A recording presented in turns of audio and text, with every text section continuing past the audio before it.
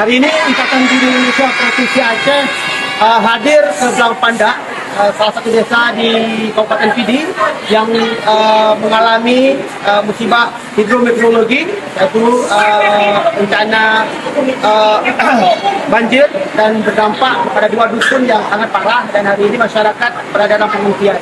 Hari ini Ikatan Indonesia Provinsi Aceh melakukan kegiatan trauma healing dan juga kegiatan pembagian peralatan sekolah untuk persiapan anak-anak untuk masuk sekolah besok hari Senin. Dan insya Allah kita sampaikan kepada adik-adik dan juga melalui perwakilan sekolah dan juga desa.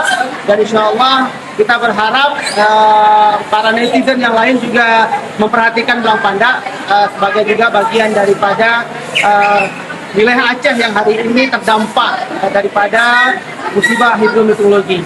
Demikian kami laporkan dari Aceh, dari Blangpanda, dari IGI Provinsi Aceh.